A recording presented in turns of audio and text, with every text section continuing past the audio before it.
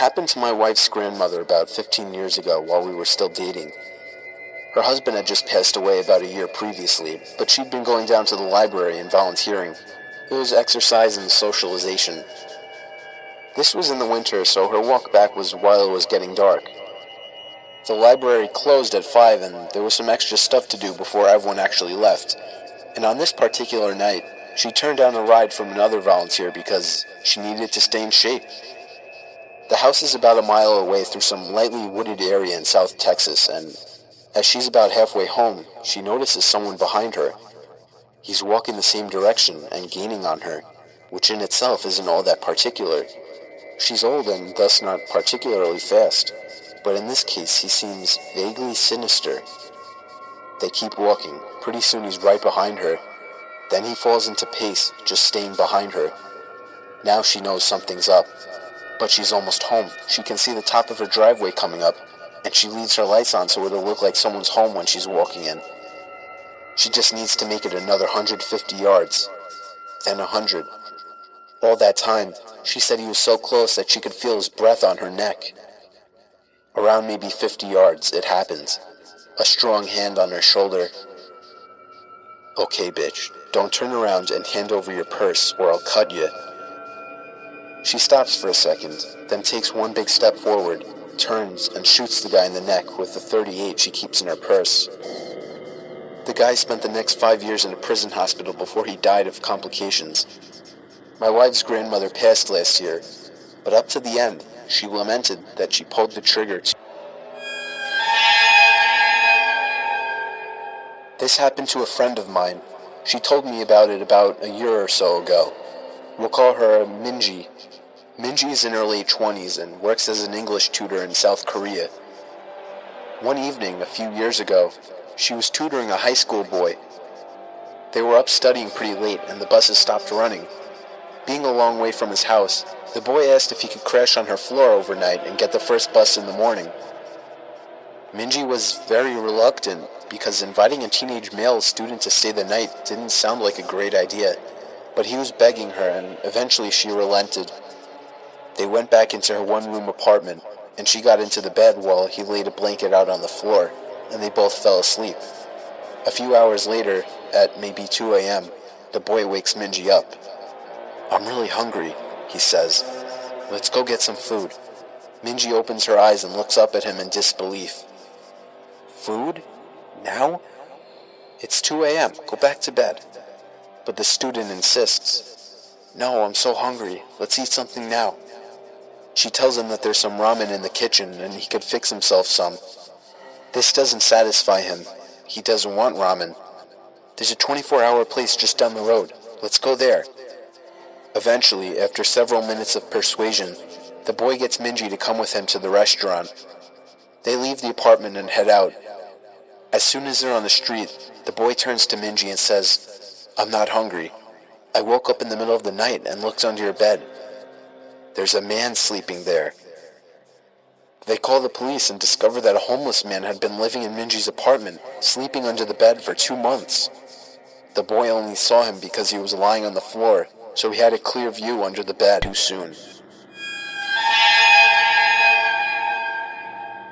When I was young, I'd say 8 to 11-ish, my sister, whom is 7 years older, would babysit when my parents were out.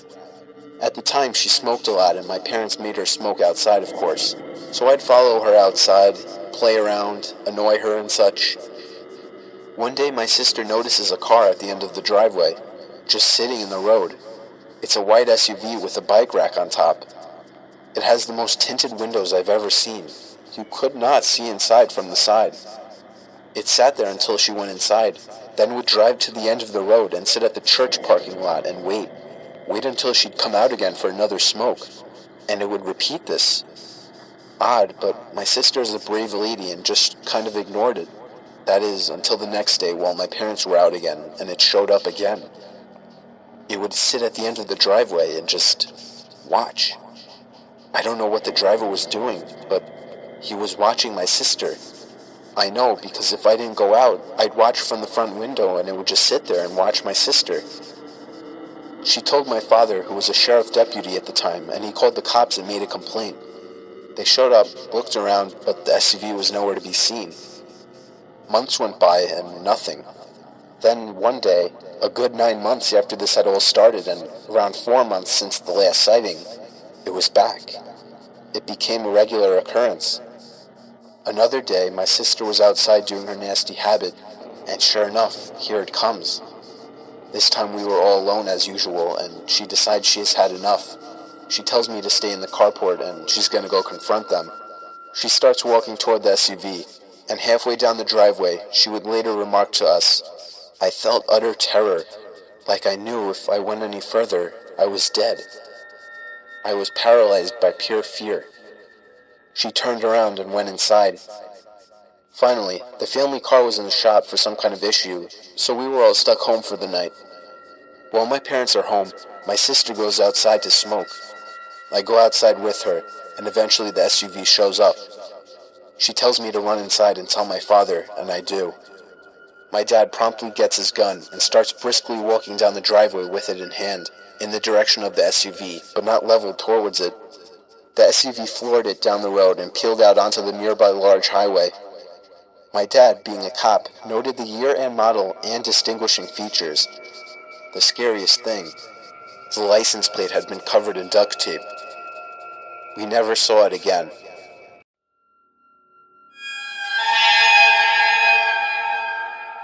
I moved to my dad's when I was 10, and I didn't know anyone in the area, except for the family my dad was friends with, a single mom with 3 kids. Luckily, there was a girl a couple of years older than me. She was 12 at the time I met her, and we got to know each other a little over a couple of years. We weren't close, but we ended up having the same friends. One night my friend Rob was hanging out with her and her younger brother. They happened to be in the house alone because my friend's mom was at work.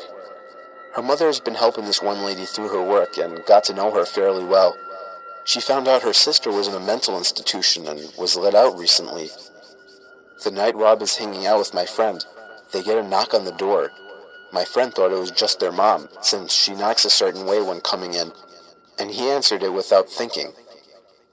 Rob wasn't supposed to be there, and he took off through the window to his house down the road.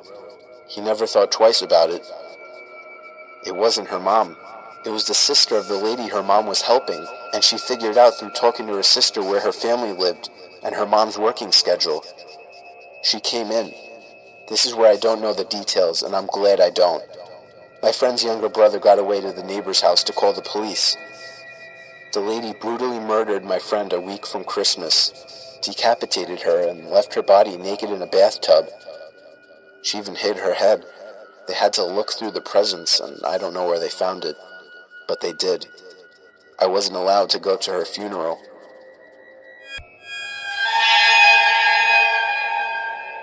I was just 4 or 5 years old, and my parents had just separated. My mom was living in a 2-bedroom apartment. I had my own room, but I preferred to sleep in her bed whenever I was staying with her. Our 2 bedrooms were at the end of the hallway, directly across from each other. Our apartment was on the first floor, and I remember that it was in the middle of the summer, and my mom had a window open in her room, which was directly behind the bed above the headboard. Anyways, I woke up in the middle of the night and remember sitting up and seeing that our cat was sitting in the doorframe of my mom's room.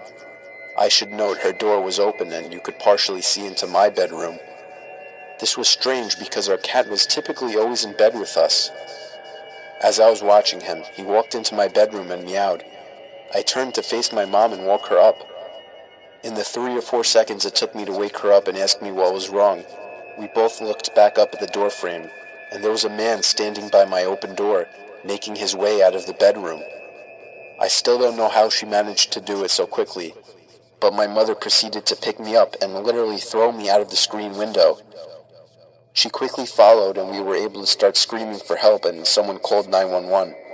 The police came but didn't see any signs of forced entry, only that our front door was unlocked, which led them to believe that the man must have exited that way. The strange thing was that my mom swore up and down that she had locked the door that night with the deadbolt and chain lock.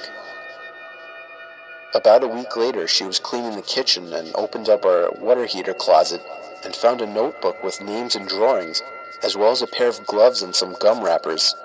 The police were called again, but all they could do was speculate that the man had been in our house and hid until we were asleep.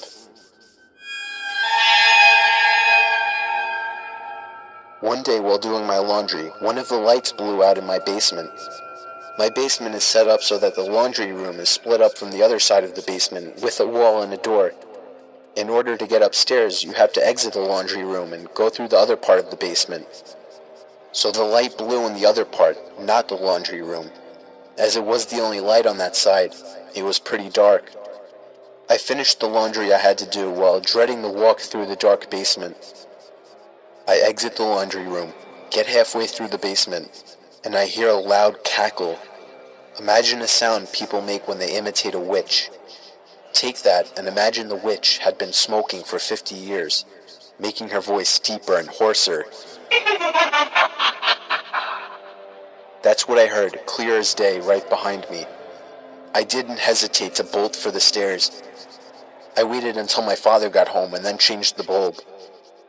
I have yet to hear that cackle since, and I have not told a single person in the house about it.